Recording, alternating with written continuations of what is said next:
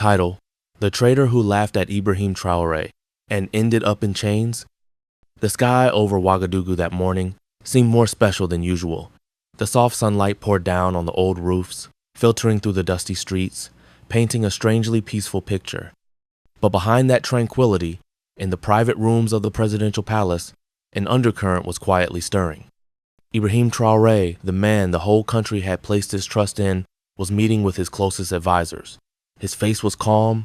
His deep eyes seemed to read every word that had not been said. Under the dim light, his shoulders seemed to carry the weight of history, of the unfulfilled dreams that his people longed to reach. The meeting revolved around an important issue: strengthening internal security. Recently, rumors of discontent among the high command had begun to circulate. There was talk of murmurs of disapproval within the army. Someone had cleverly planted seeds of doubt in the hearts of his closest comrades. And worse, some of them had begun to secretly assemble their own forces, a danger that was growing like a fire in the dark. Among those under suspicion was an unexpected name: Komi Sanou. Komi, who had sworn allegiance to the flag, who had fought alongside Traoré in the sweat and blood of the days of national liberation. He had been one of the most brilliant young officers, quick, sharp, and charismatic. In the eyes of the public, Komi was still the symbol of loyalty. But in Traoré's eyes, there seemed to be small, unseen cracks. He remembered the furtive glances exchanged during meetings, the seemingly innocuous questions, but filled with hidden challenges, the forced smiles, the lifeless handshakes. Those little things which could have been overlooked suddenly became as heavy as the signs of a storm. In that room, Traoré decided not to make a fuss. He knew that the most dangerous snakes were those that slithered under the table, hiding in the shadows, waiting for the right moment to strike. If he struck too early, he would only alert them and make them hide deeper. If he struck too late, he could lose everything. So he chose to watch. Be quiet, be patient, wait for Komi to reveal himself. A few weeks later, his chance came. One afternoon at a private club frequented by high-ranking officers, Komi appeared.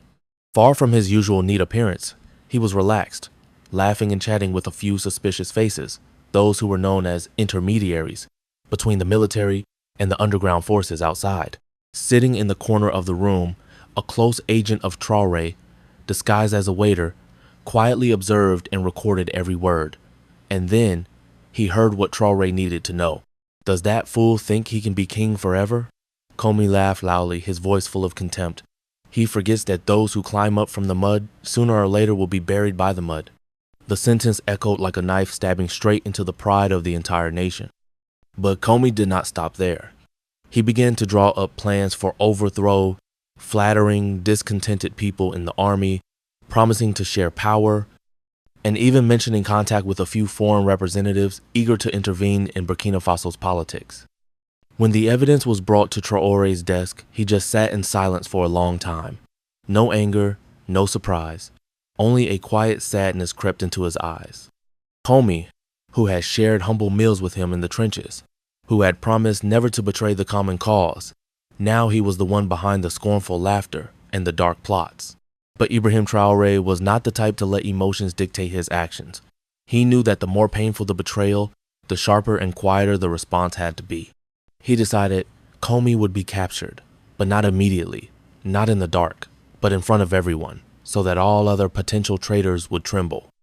The plan was meticulously laid out, step by step. A grand ceremony to celebrate independence would be held in the heart of the capital. All high-ranking officials would be present. And there, amid the splendor of the flags and the cheers of thousands, Traoré would reveal Komi and fall. It would only take the right moment. It would take a little more patience.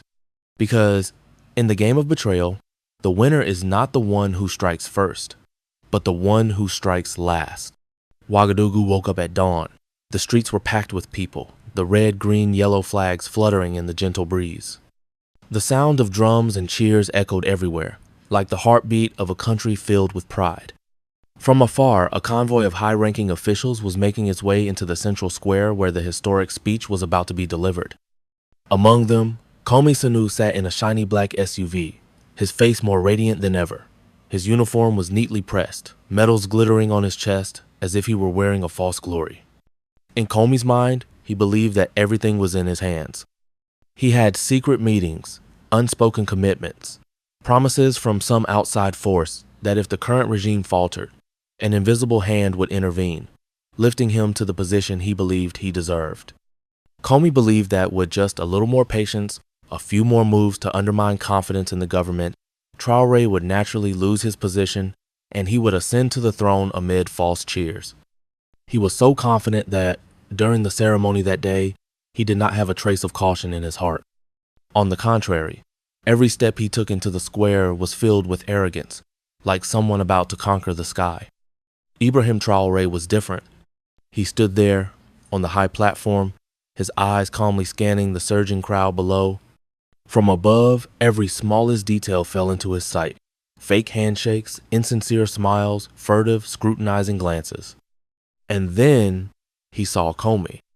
The officer who had sworn allegiance now walked with the air of someone who believed he had won even before the battle had begun. Traoré pursed his lips and smiled slightly, a smile as light as the wind blowing across the surface of a lake, but in the depths of his eyes there was something as sharp as a knife hidden in his sleeve. The ceremony began with solemn rituals. The national anthem played, the sacred flag was raised, and the speeches continued. Komi sat in the front row, among the high-ranking generals, his chest swelling as if all the glory was reserved for him. He glanced at Traoré, standing tall like a lonely tower on the dais. A flash of contempt passed through his eyes. In Komi's mind, the image of the young president was only a fading shadow, a shadow that he was about to replace. But Komi did not know that his every move was meticulously planned down to the last detail. When the official speech began, Ibrahim Traoré did not rush into the content as usual. He opened with a story. An ancient fable. He told of a snake, which was once a king's loyal companion, but over time, when the snake felt strong enough, it secretly conceived the intention of killing the king and taking the throne. It believed that no one had discovered its betrayal. Until one day, when the snake raised its head to bite, the king who had always nonchalant laid his sword on its head, ending the danger at its most confident moment. The crowd below fell silent. No one dared to move. A thin blade of cold air cut through the sweltering air. And then, under the astonished gazes of thousands, Traoré turned his cold gaze to the front row where Komi sat. "Traitors," he said slowly, his voice deep and thunderous, "are always most confident just before they fall." A slight wave of his hand. Immediately, from all four directions, special forces soldiers appeared. Not ordinary soldiers. These were absolutely loyal, hand-picked, and specially trained, following only one command: to protect the country, to protect the ideal. They advanced straight toward Komi. In that moment, his face was ashen. He tried to stand up, to say something, to deny his crime, to make excuses. But it was too late. His hands were locked in cold iron handcuffs. Before the astonished eyes of his compatriots, before the camera lens broadcasting live to millions, Komi Sanou, the one who had laughed at Traoré, the one who had plotted to overthrow the entire nation, now stood, with his head bowed, trembling in his chains. The crowd fell silent.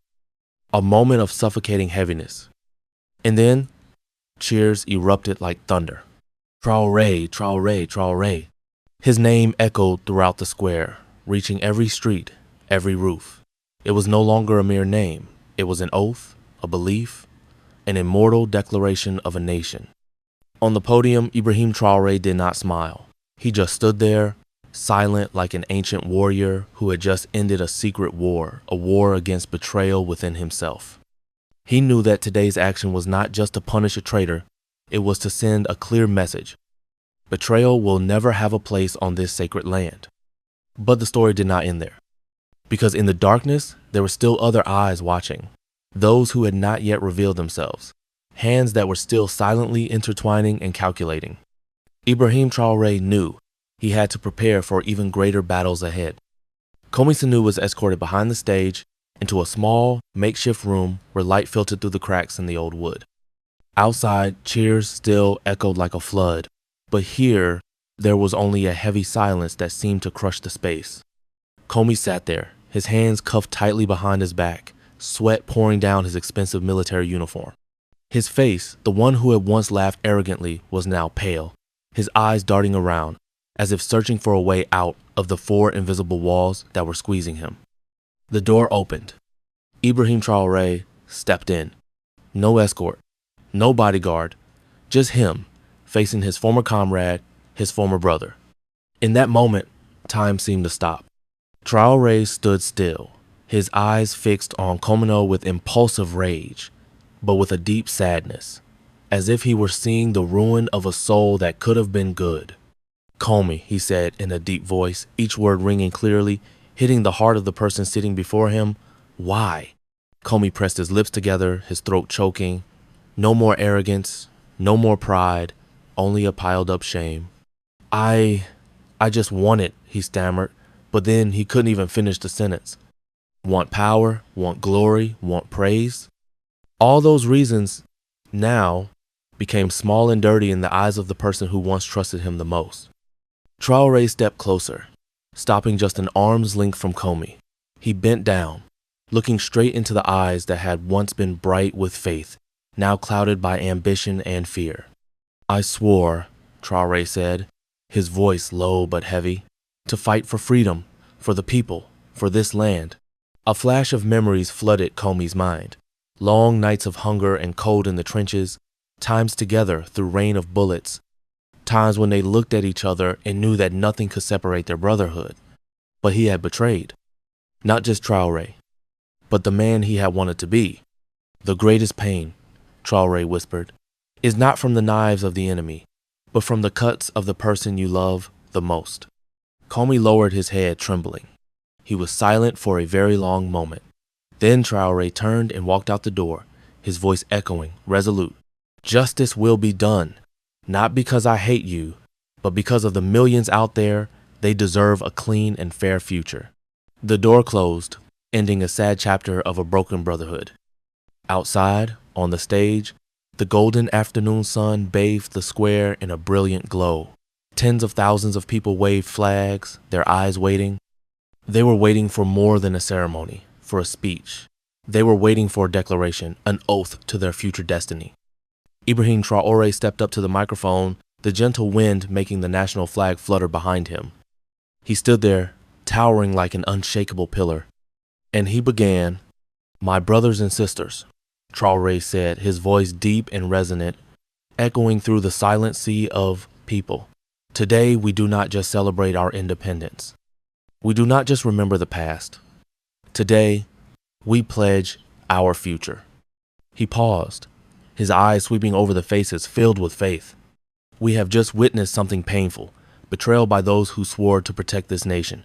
A murmur ran through the crowd, but no one dared to interrupt. "Treason is not only a crime," Traoré continued. "It is also an insult to the blood of our ancestors, to the pain that our people have endured for centuries." His voice rose, each word like a hammer hitting the hearts of everyone. "But we, the loyal, the true patriots, we will not yield. We will not bow. We will not let the greedy and the traitors rob our children of their future." The first clapping sound, then thousands, tens of thousands of hands, clapping in unison like thunder under the evening sky. We do not need those who call themselves heroes and then stab our nation in the back. We need people who dare to stand in the storm, dare to hold the flag, dare to raise their heads high before the world and declare, "This is our land, this is our freedom, this is our dream." Tears glistened on many faces. Traoré's voice was low, but as firm as a sacred oath. "I swear before our ancestors, before the souls of the fallen soldiers, as long as I breathe, as long as my heart beats, I will never, never let this flame of freedom die out." A shout rang out, "Traoré, Traoré, Traoré." But at that moment, Ibrahim Traoré did not follow. He just stood there, his eyes turned to the deep blue sky, as if whispering to the souls of the past. A leader not for fame. A son of the motherland, shouldering the fate of an entire nation. And from deep within the hearts of the people of Burkina Faso that day, a new faith was planted, an eternal faith that light will always triumph over darkness, even through the most painful betrayals. The sun slowly set below the horizon, painting the Ouagadougou sky with crimson streaks, like the final brushstrokes of a sacred painting. The ceremony ended with endless cheers. The people held hands, their eyes shining with bright rays of hope. In every smile, In every tear, there was something greater than the joy of victory. It was faith in themselves, in the future they will create together. That day, Burkina Faso had not only won another victory over betrayal, that day, a new chapter of history was opened with blood, with tears, and above all, with an indomitable will. Ibrahim Traoré stood silently in the empty square, listening to the strong heartbeat of the motherland echoing through every stone and every wind. He knew that today was an important victory. But he also understood that the real enemy, poverty, injustice, oppression from foreign hands, was still there, lurking out there, waiting for any opening to cling to this land once more. People like Komi were just the surface of a deeper disease: greed, weakness, and the corruption of souls once lit by noble ideals. Traoré raised his head to look at the gradually darkening night sky. The first star flashed, sparkling like a message from the ancestors. Keep going. The path of a true leader is never a smooth one. In the following days, Burkina Faso was filled with new life. The neighborhoods were cleaned up, schools were renovated, hospitals were expanded. Brigades of young volunteers roamed the countryside carrying books, medicines, and songs filled with faith. Major campaigns were launched: the anti-corruption campaign, the rural recovery campaign, the Build a Strong Burkina Faso campaign. Everyone, from the barefoot children playing by the river to the old men leaning on their canes sitting in front of their houses, felt a clear change, not just in the infrastructure, but in the hearts of the people. A new nation was being formed not by empty declarations, but by concrete actions, by sweat, by perseverance, and by dreams engraved in every breath.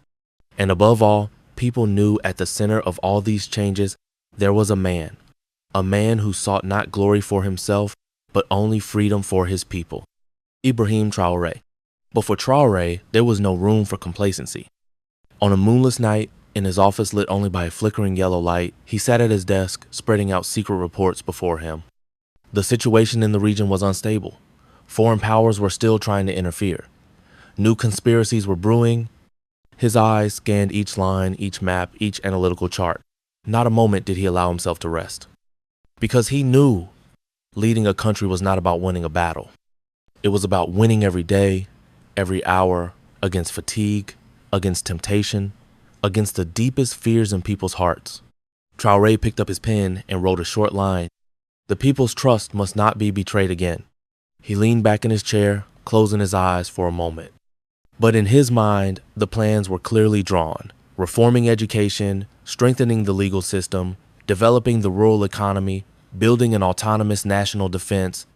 The road ahead was long and bumpy, but Traoré was not afraid, because he knew behind him he had millions of people ready to walk with him. People who had awakened, people who believed that their future was determined by no one but themselves.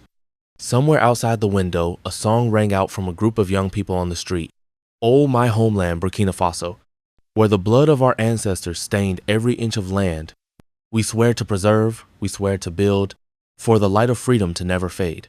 The song flew high, mingling with the wind, spreading to every roof, every road, every dry tree branch as if awakened.